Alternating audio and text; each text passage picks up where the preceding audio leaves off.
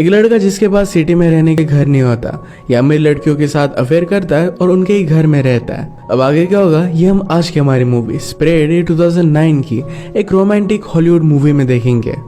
अगर आपको एक्सप्लेनेशन अच्छा लगता है तो प्लीज इसे लाइक और कमेंट जरूर कर दीजिएगा। अब बिना किसी देरी के एक्सप्लेनेशन स्टार्ट करते हैं। मूवी स्टार्ट होती है और हम हमारे मेन कैरेक्टर निकी से इंट्रोड्यूस होते हैं। निकी हमसे कहता है, मुझे बचपन से ही पता चल गया था कि मैं बहुत ही स्मार्ट हूँ। मेरी मदर की फ्रेंड्स को मैं बहुत ही अच्छा लगता था। जब वो बड़ा हुआ तो एक फ्रेंड के साथ उसका अफेयर भी हो गया था। उसने हमेशा से इमेजिन किया था कि वो बड़ी सिटी में रहेगा, उसकी बहुत सारी गर्लफ्रेंड होगी, और वो हमसे कहता है कि ये सच भी हुआ है। इस बात में थोड़ा सा ट्विस्ट था। उसके पास खुद की रहने की जगह नहीं थी तो अमीर लड़कियों को ढूंढता रहता था, उन्हीं के साथ वो रहता था। ऐसी एक रात उसे हम क्लब में देखते हैं। क्लब की बहुत सारी लड़कियों को ऑलरेडी जानता है क्योंकि उनके साथ उसका अफेयर रह चुका है। उसने एक लड़की को नोटिस किया जिसके पास सारी एक्सपेंसिव चीजें थी। हमारी और एक मेन कैरेक्टर है जिसका नाम है समंथा।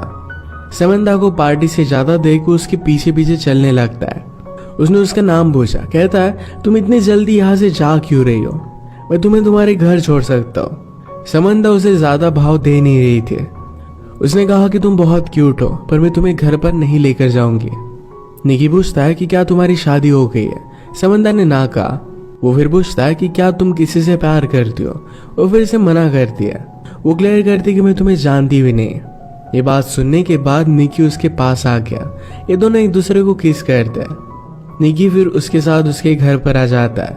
वो हमसे कहता है कि लड़कियों के सामने तुम बहुत ही स्टूपिड सी चीजें करो तो उन्हें सेफ लगेगा। उसके पास लड़कियों को हैंडल करने के इस तरीके के बहुत सारे रूल्स थे। इसमें वो सक्सेस होता है और आज रात दोनों इंटीमेट हो गए। सुबह होने पर समंथा निकी को उठाने की कोशिश करती है पर निकी उठता नहीं। ये भी उसकी एक ट्रिक थी ताकि वो यहाँ पर रह सके। उसने सिर्फ उसे थोड़ी सी स्माइल दी। समंथा अपना कार्ड छोड़कर गई थी तो उसने उसके लिए फूल मंगवाए। उसे उतना अच्छा कुकिंग करना आता नहीं पर फिर भी समंथा के लिए वो कुक करता है क्योंकि उसे पता है कि लड़कियों को एफर्ट करने वाले लड़के बहुत अच्छे लगते हैं। समंथा के रात पर घर पर आने पर उसे बहुत ही स्पेशल फील कराता है। वो उसे पूछती है, क्या तुम कुछ काम भी करते हो। निकी कहता है कि मैं सब नॉर्मल सी चीजें करता हूँ, उठता हूँ, खाता हूँ, पीता हूँ, यही सब एंजॉय करना उसकी लाइफ है। उसे ज्यादा कुछ बोलने नहीं देता और ये दोनों फिर से इंटीमेट हो जाते हैं। एक दूसरे के साथ एंजॉय करना यही इनकी लाइफस्टाइल बन चुकी थी। समंथा निकी की लाइफस्टाइल मेंटेन करती है। ये दोनों एक दूसरे के साथ बहुत एंजॉय कर रहे थे। थोड़े दिनों में निकी बोर होने लग गया। समंथा कब घर से बाहर जाए इसका वेट करता था। एक दिन वो कहती है, मुझे मीटिंग के लिए न्यूयॉर्क में जाना पड़ेगा, क्या तुम मेरे साथ चलोगे। निकी ने कहा कि मैं तुम्हारे साथ नहीं आ सकता क्योंकि उसे पार्टी करनी थी। उसे ड्रॉप करता है और तुरंत पार्टी की प्लानिंग उसने स्टार्ट कर दी। निकी का एक बहुत ही अच्छा फ्रेंड है जिसका नाम है हैरी। जब निकी के पास रहने के लिए कोई भी जगह नहीं होती तो हैरी के पास ही आ जाता है। निकी हैरी को भी समझा रहा था कि किस तरीके से लड़कियों को हैंडल करना चाहिए। यह पार्टी में निकी की एक्स गर्लफ्रेंड आ जाती है। वहां पर तमाशा खड़ा करने लग गए। निकी हैरी से कहता है कि जल्दी से इसे घर पर लेकर जाओ वरना मेरी सच्चाई सबको पता चल जाएगी। पार्टी की सब लड़कियों को बता रहा था कि वो बहुत ही बड़ा मिलीनियर है। एक लड़की ने उसे अप्रोच किया और हाउस की टूर के लिए पूछा। टूर देते हुए फाइनली वो बेडरूम तक आ जाता है और दोनों फिर इंटीमेट हो गए। रात में फिर से हैरी और निकी दोनों हैंग आउट कर रहे थे। हैरी कहता है कि तुम्हारी एक्स गर्लफ्रेंड पूछ रही थी कि क्या उसके जाने पर भी तुमने ऐसी ही पार्टी की थी। निकी ने कहा कि क्या तुमने उसे सच बताया। हैरी कहता है कि मेरे पास चॉइस भी नहीं थी। ये सब करते हुए निकी को थोड़ा सा भी बुरा नहीं लगता। वो लड़कियों के फीलिंग्स के बारे में ज्यादा सोचता नहीं। पार्टी की सब चीजें मेड को क्लीन करनी पड़ी और इसी वजह से समंथा को सब कुछ पता चल जाता है। उसने कॉल कर निकी को बताया कि किस दिन वो वापस आने वाली है। निकी आज बहुत सारी लड़कियों को कॉल कर रहा था तो हमसे कहता है कि अगर मैं किसी भी लड़की को कॉल ना करूं तो मेरा गेम खराब हो जाएगा। उसे हमेशा प्रैक्टिस करनी पड़ती है। ऐसे ही अपने एक पुरानी फ्रेंड को घर पर बुला लेता है। फ्रेंड पूछती है कि तुम अब किसको फंसा रहे हो। ये दोनों एक दूसरे को बहुत टाइम से जानते थे। वो निकी को पूरी तरह पहचानती थी। उसने कहा कि तुम अगर ऐसे ही करते रहे तो 10 साल में तुम्हारा हाल बहुत ही बुरा होगा। ये सब करने से तुम्हें कोई भी खुशी नहीं मिलती। हम दोनों के बीच में जो भी था ये बहुत ही अच्छा था। उसे निकी के लिए फीलिंग्स थे, उससे कमिटमेंट चाहती थी, पर निकी इस बात को थोड़ा सा भी सीरियसली लेता नहीं। ये दोनों फिर इंटीमेट हो गए। वो उससे पूछती है कि क्या हम हमारी रिलेशनशिप को और एक चांस दे सकते हैं। निकी उसे कोई भी जवाब नहीं देता। उस लड़की ने आज रियलाइज किया था कि निकी एक्चुअल में उसके लिए कोई भी केयर नहीं करता। समंता निकी को रंगे हाथ पकड़ने के लिए एक दिन जल्दी आ जाती है। निकी किसी और लड़की के साथ था और उसे इसके लिए वो सॉरी कहता है। उस पर बहुत गुस्सा हो गई थी। निकी कहता है कि मैंने तुम पर चीट नहीं किया है, हम दोनों के बीच में जो भी है हमने इसे कोई भी लेबल नहीं दिया है। इन्हें पता था कि एक दूसरे से प्यार नहीं करते। झगड़े में डिसाइड करते हैं कि फ्रेंड्स विद बेनिफिट्स रहेंगे। फिर से दोनों अपना अफेयर कंटिन्यू करते हैं। एक दिन एक कैफे में निकी को एक लड़की पसंद आई जिसका नाम था हेदर। उससे वो बात करने की कोशिश करता है, पर हेदर उसके हाथ में नहीं आती। उसने उसे अलग अलग डेट्स के लिए पूछा, पर हर बार उसे मना कर देती है। निकी ने जाते जाते अपना नंबर बिल पर लिखा। कुछ भी पे ना किए हुए वैसे वो चला जाता है। कैफे में एक डिलीवरी मैन था जो निकी का पता जानता था, तो अगली सीन में हेदर डायरेक्टली उसका पता निकाल कर घर पर आ जाती है। उसने कहा कि तुम अपने आप को समझते क्या हो, मेरे पैसे वापस करो। गुस्से में पैसे लेकर वो चली जाती है। नेक्स्ट सीन में समंता ने निकी के पास आने की कोशिश की, पर उसे ज्यादा रिस्पॉन्स नहीं देता। अगले दिन निकी अपने फ्रेंड को हेदर के कैफे में लेकर आया ताकि उसे हेल्प कर सके। निकी ऐसा दिखाने की कोशिश कर रहा था कि वो बहुत इंपॉर्टेंट है। उसे बहुत सारे मीटिंग से कॉल आते हैं। उसका फेक कॉल भी बजने लग जाता है। बाहर रॉन्ग पार्किंग में उसे पार्किंग टिकट मिल रहा था। उसके पास ज्यादा पैसे नहीं थे, तो लेडी ऑफिसर से वो फ्लर्ट करने लगता है। हेदर ये देखकर बहुत हंसी। समंता नोटिस करती कि निकी का उस पर ज्यादा ध्यान नहीं है। अगले दिन निकी अपने फ्रेंड हैरी के साथ था। हैरी का रूम स्मेल करता है, तो इस बात का निकी ने मजाक उड़ाया। इस बात पर वो गुस्सा होकर निकी को बाहर निकाल देता है। एक दिन हेदर ही निकी को कॉल कर दिया। आज रात उसके साथ डेट पर जाना चाहती थी। वो डेट पर जरा लेट आए। जब ये दोनों बात कर रहे थे तो अचानक से उसे किसी का कॉल आ जाता है। कॉल पर उसने अदर पर्सन को मंकी कहा। इस कॉल के तुरंत बाद वो यहाँ से जाने लग गए। निकी उस पर गुस्सा हो गया, पर वो डायरेक्टली चली जाती है। एक दिन समंता निकी से पूछती कि क्या तुम्हारा किसी के साथ अफेयर चल रहा है। वो इसके लिए उसे मना करता है। समंता ने कहा कि मुझे हॉस्पिटल छोड़ दो। वो हॉस्पिटल क्यों जा रही थी ये उसे नहीं बताती है। आजाद हेदर ने फिर से निकी को कॉल किया। उसे पूछती है कि क्या तुम अकेले हो। इसके तुरंत बाद वो डायरेक्टली उसके स्विमिंग पूल में थी। निकी ने कहा कि तुमने उस दिन बहुत ही अजीब किया था, और ये मंकी कौन है। हेदर ने कहा कि मैं मेरे छोटे ब्रदर को मंकी बुलाती हूँ, वो एबनॉर्मल है, तो उसी की केयर लेने के लिए मैं गई हुई थी। ये बात कहकर हेदर रोने लग गई। निकी को उसके लिए बुरा लगता। इसके बाद ये दोनों इंटीमेट हो जाते हैं, एक दूसरे के बारे में बहुत सारी चीजें जान लेते हैं। सुबह होने पर स्ट्रीट की क्लीनिंग चल रही थी। हेदर सोई हुई थी, तो उसकी गाड़ी निकी को मूव करनी पड़ती है। निकी ने रियलाइज किया कि हेदर के पास बहुत ही एक्सपेंसिव कार है। जो भी कल रात उसने निकी से कहा था ये सब कुछ झूठ था।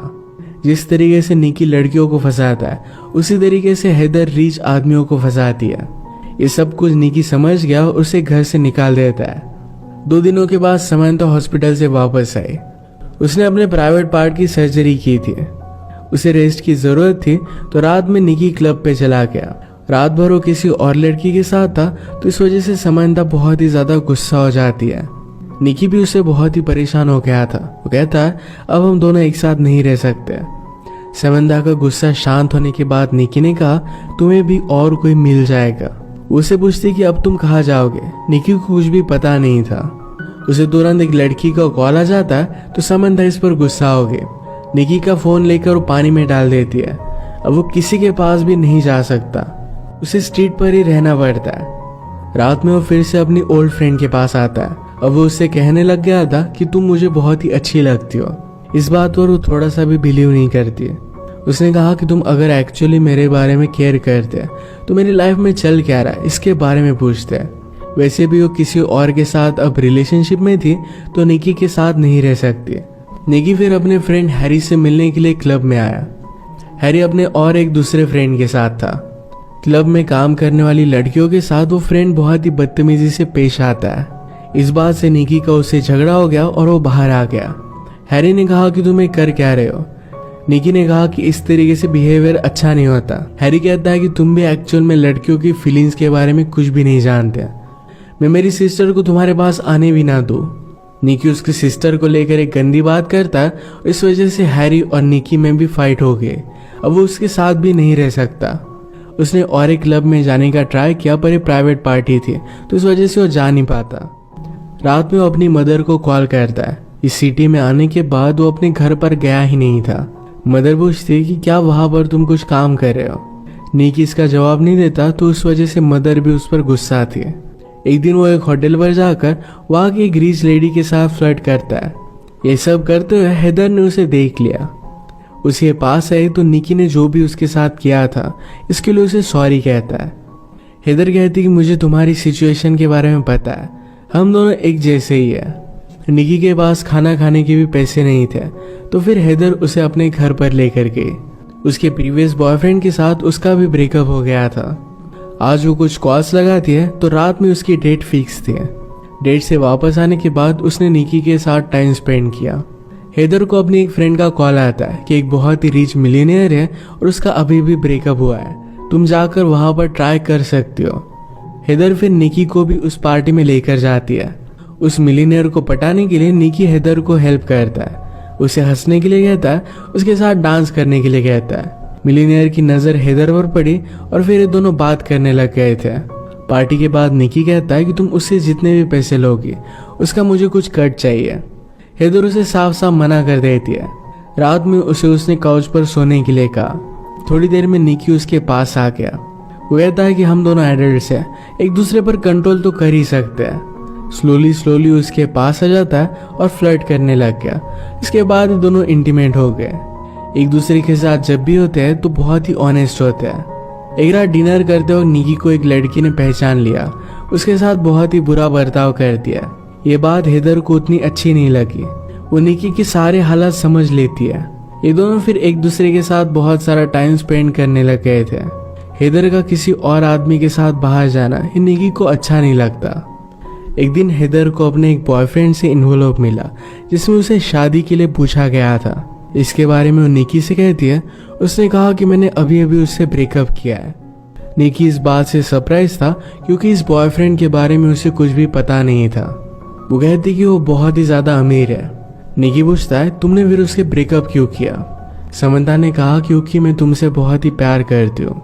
अब इस सिचुएशन में क्या किया जाए, इसका निकी के पास कोई भी प्लान नहीं था तो यहाँ से वो चला जाता है। घर आने के बाद उसे पता चला कि समंता न्यूयॉर्क जा रही है। उसे रोकने की कोशिश करता है पर वो जा चुकी थी। अगले दिन ग्रोसरी लेते हुए उसे अपनी एक फ्रेंड मिली जो बहुत ही ड्रंक थी। उसे इस हालत में ड्राइव करने नहीं दे सकता था तो उसे घर छोड़ने के लिए आ जाता है। इसी मोमेंट पर उसे समंता का कॉल आया। वो कहता है कि प्लीज घर पर वापस आ जाओ, मैं कुछ जॉब्स वगैरह कर लूंगा और हम कुछ ना कुछ तो फिगर आउट कर ही लेंगे। समंता ने उस लड़की की आवाज फोन पर सुनी और वो गुस्से में फोन रख देती है। निकी को कुछ भी समझ में नहीं आ रहा था कि अब उसे करना क्या चाहिए। उसने हेदर की रूममेट से बात की। उसे एडवाइस करती है कि अब तुम्हें कमिटमेंट दिखानी चाहिए, तुम उसके लिए रिंग वगैरह लेकर जाओ, शादी के लिए उसे प्रपोज करो। निकी को भी आइडिया बहुत ही अच्छा लगता है। वो अपने फ्रेंड हैरी की मदद लेकर एक रिंग बाय करता है। न्यूयॉर्क पहुंचने पर वो देखता है कि हेदर अब एक बहुत ही बड़े हाउस में रह रही थी। उसने उसे समझाया कि ये जो सब चीजें तुम कर रही हो इसमें से कोई भी रियल नहीं है, तुम उसके साथ खुश रह नहीं पाओगी। समंता कहती कि हमारे पास कुछ भी पैसे नहीं है, तुम सिर्फ वादे करते हो और उसके बाद तुम कुछ एक्शन नहीं लेते। इसी बात से वो बहुत ही ज्यादा डरती है। उसने उसे यह भी बताया कि अब मेरी शादी हो गई है। निकी कहता है कि तुम मुझसे डिवोर्स ले सकती हो। समंता ने उसे क्लियर किया कि ये सब चीजें वो खुद चाहती है, उसे डिवोर्स नहीं ले सकती है। उसका हस्बैंड घर आता है तो समंता ने कहा कि इस डिलीवरी बॉय को उसकी टिप दे दो। इस सब से निकी का हार्ट ब्रेक हो गया। वो अब डिसाइड करता है कि ऑनेस्टी से अपनी जिंदगी बिताएगा। एक्चुअल में डिलीवरी बॉय का काम उसने ले लिया था। एक दिन वो समंता के घर पर भी डिलीवरी देने के लिए आया।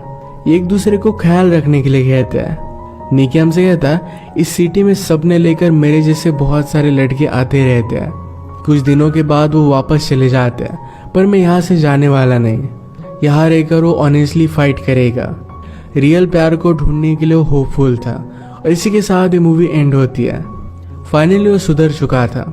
अगर आपको एक्सप्लेनेशन अच्छा लगा तो प्लीज़ इसे लाइक और कमेंट ज़रूर कर दीजिएगा। बहुत सारी मूवीज़ लेकर आते रहता हूँ, तो प्लीज़ चैनल को सब्सक्राइब कर दीजिए और बेल नोटिफिकेशन आइकन दबाना मत भूलिएगा। हम फिर से मिलेंगे और एक नए मूवी के साथ, तब तक के लिए थैंक यू।